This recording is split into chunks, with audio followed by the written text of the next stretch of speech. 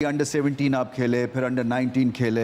सो हम कई दफ़ा बड़े क्रिटिकल रहते हैं अपने जो हमारे इस तरह के सेटअप्स हैं ना कि नहीं ये ठीक नहीं है, इसमें इम्प्रूवमेंट की ज़रूरत है। मगर आप एक जीतती जागती हमारे लिए एक एग्जाम्पल है जिसने प्रोसेस के थ्रू ग्रेटनेस अचीव की है। भाई जब मैंने स्टार्ट किया था तो स्ट्रीट से स्टार्ट किया था, गलियों में खेलना, टेप बॉल खेलते थे सारे कज़न मिल के टीम बना के, तो हमने वहाँ से स्टार्ट किया। क्रेज़ मुझे शुरू से था।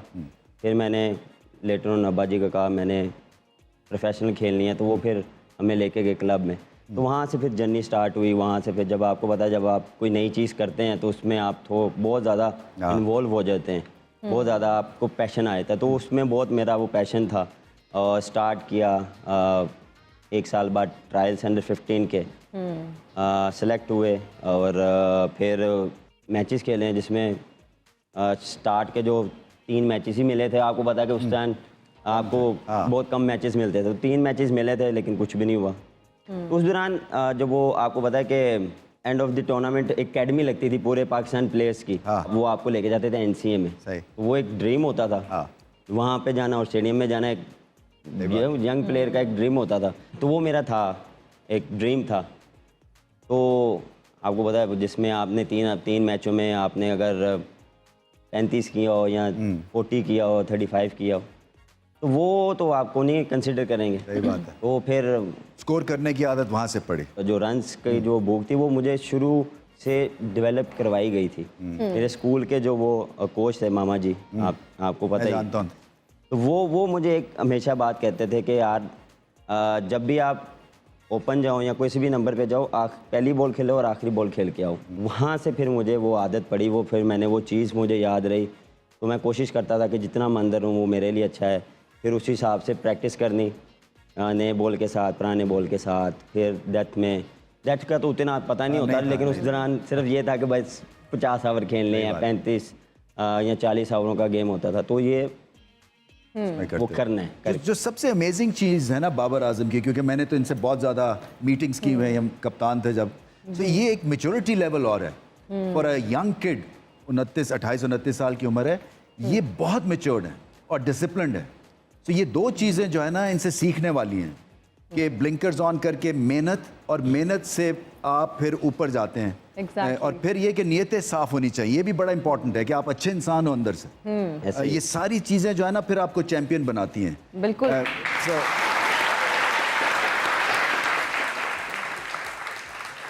जो इंटरेस्टिंग चीज़ है ना बाबर, वो यही है कि इतनी यंग एज में आपकी इम्प्रूवमेंट जो है वो ट्रिमेंडस थी। क्योंकि बैटिंग में देखिए, बॉलिंग में हमारे पास हमेशा सुपरस्टार्स रहे हैं, बैटिंग में गिने चुने हैं 4-5। सो उसमें और फिर आपकी एक कज़न ब्रादरी है, आपके कज़न्स जो थे ऑलरेडी पाकिस्तान के उस वक्त खेल चुके थे। सो ये माहौल से आपको फ़र्क ज़रूर पड़ा होगा। बट मैं ये समझना चाहता हूँ कि ये जो प्रोसेस था आपका, उसमें डिसिप्लिन, हार्ड वर्क और फिर गेम की समझ, और कब आपको सेल्फ क्रिटिकल, सेल्फ एनालिसिस, ये सब अगर आप डालते हैं तो ये फिर ही प्रोग्रेस होता है। तो आप समझते हैं कि 8-9 जगहों के ऊपर आप फाइट कर रहे थे।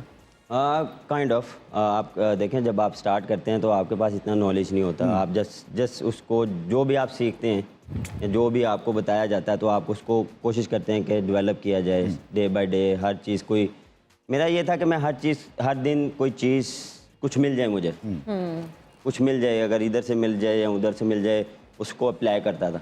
शुरू से भी डिविलियर्स का फ़ैन रहा हूँ और अभी भी हूँ। सारी तरफ खेलता था।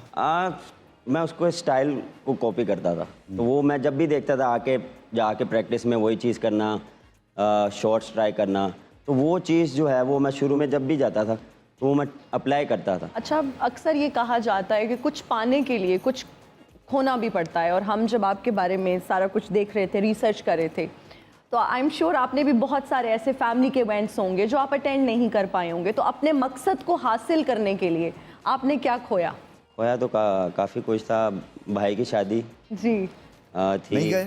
नहीं, मेहंदी पे वो मेहंदी से ही मैं एयरपोर्ट पे गया हूँ, मेहंदी लेके गए हैं, वहीं से सीधा फिर एयरपोर्ट, वहाँ से न्यूजीलैंड। ये अपनी शादी पे ये ना करना है। मैं पता नहीं खुद होता कि नहीं। अब जब दादी की डेथ हुई थी, उस दौरान मैं इस्लामाबाद में था, फर्स्ट क्लास खेल रहा था। पता लगा उसके बाद क्या मुझे डेबू नहीं मिली, डेबू ही नहीं मिल रही, टाइम से मिली नहीं। लेकिन वो है कि आखिरी टाइम पे मैं देख नहीं सका क्योंकि वो टाइम बहुत लेट हो गया था। फॉर्चुनेट। तो वो जब मुझे याद है मेरे तैयबू की भी जब डेथ हुई थी, मंडे 19 खेल रहा था, उनके साथ अटैचमेंट बहुत थी, लेकिन उस दौरान मैं साउथ अफ्रीका में था। तो वो आप कुछ ना कुछ जो है वो करते हैं, लेकिन उनकी मेरे ख्याल से दुआओं के साथ, उनके ही जो सपोर्ट और घर वालों की सपोर्ट के साथ यहाँ बैठे हैं और अल्लाह का शुक्र है, इसमें जितना अल्लाह का शुक्र अदा करते हैं। फैशन आपको पसंद आया उनका फैशन? इतने स्टाइलिश हैं आप और इतने फैशनेबल हैं, तो ये कहाँ से शौक आया? और अभी तक मॉडलिंग की आई एम श्योर बहुत ऑफर्स आती होंगी, फिल्म्स की कोई ऑफर्स आई? नहीं, मुझे ज़रा शौक नहीं है मॉडलिंग शॉडलिंग और एक्टिंग शैटिंग। मैं देखता बहुत हूँ, देखी बहुत, लेकिन ये स्टाइल रोज ही देखता। हमारे क्रिकेटर्स खासे बड़े बड़े मॉडल्स हैं, आपको पता होना नहीं माशाल्लाह बड़े बड़े अच्छे प्लेयर हमारे मॉडलिंग करते हैं, मतलब तो ये इतने ड्रेसिंग करते स्टाइलिश है, हैं। इतना स्टाइल कहाँ से आया? देख देख के देख नॉलेज देखें, नॉलेज है वो लेना चाहिए। आपको देख देख के रमीज भाई को देख लें। अरे वाह वाह, तालियां हो जाए। ये 4 दफा चलाना ये रमेश बार भाई बार को- रिपीट करना है। रमेश भाई को जब भी देखा हाँ है जी। ऊपर से लेके नीचे तक ये हमेशा जो है वो स्टाइलिश। अच्छा, बाबर का हमने देखा है कि इनकी वालदा के साथ बहुत अच्छा बॉन्ड है और हम अक्सर देखते भी हैं आपकी पिक्चर्स उनके साथ। तो जब आप ट्रैवल करते हैं तो अम्मी को कितना ज़्यादा आप मिस करते हैं? बहुत ज़्यादा मिस करता हूँ। हाँ, मेरी अटैचमेंट उनके साथ बहुत ज़्यादा है। वाले साहब के साथ तो है ही है, उनके साथ एक डिफरेंट मेरा कनेक्शन है, लेकिन वालदा के साथ उन्होंने सेक्रीफाइस बहुत किए हैं उन्होंने मेरे लिए। बहुत उन्होंने मुझे संभाला है, सपोर्ट की है, क्योंकि उनके सपोर्ट के बगैर मैं नहीं चल सकता था। और हमेशा ही वो दुआओं में याद रखती हैं और मैं कोशिश करता हूँ कि जब भी टाइम मिले मैं उनके साथ टाइम स्पेंड करता हूँ, पास रहता हूँ। अब्बा जी की जिस तरह मैंने अभी बात की, उनकी बहुत सेक्रीफाइसेस हैं। वो मैं लेके जाना ग्राउंड तक, लेके जाना, ग्राउंड्स में जाना और देखना उनको।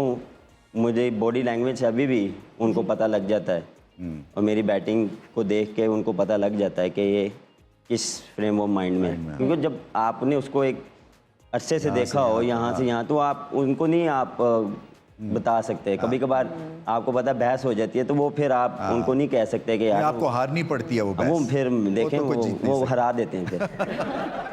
जैसे कि आपकी अपनी कहानी है, मतलब है एक तरह से नोबल बिगिनिंग थी, उसके बाद यहाँ तक पहुँचे। तो अब आप गद्दाफी स्टेडियम के सामने से मोटरसाइकिल पे वालिद अपने बच्चे को एकेडमी में ड्रॉप करने जाता है, आपको याद आता है ज़माना वो कि आपने भी देखा हुआ है? और फिर उस बच्चे के लिए आई एम श्योर दुआएं निकलती होंगी। मैं हर दूसरे दिन देखता हूँ। हाँ, देखनी चाहिए। हाँ बिल्कुल। आप उस चीज़ को कभी भी आप पीछे नहीं फेंक सकते, या कभी भी आप उस चीज़ को भूल नहीं सकते। जो चीज़ आपने शुरू में एक ड्रीम था आपका, और जब आप वो अचीव करते हैं तो एक सेटिस्फाई मिलता है आपको, सेटिस्फाई चीज़ें मिलती हैं आपको, एक अंदर से खुशी मिलती है। तो मेरा जब वो था ना कि स्टेडियम में जाना, पहली बार जाना, वो आपको पता, मैं पहली बार जब गया था मैं बॉलिंग कराने गया था, प्लेयर्स को बॉलिंग कराने। उसी वक्त तुम्हें मिला नहीं इशारा कि ऑलराउंड एबिलिटी है? अभी भी है। हाँ वही तो कह रहा हूँ। लेकिन देखते नहीं है ये, मानते कप्तान नहीं। है यार, खुद लगाया करो 8-10 ओवर। मैंने किस लिए ली, मैं इतने बोल रहा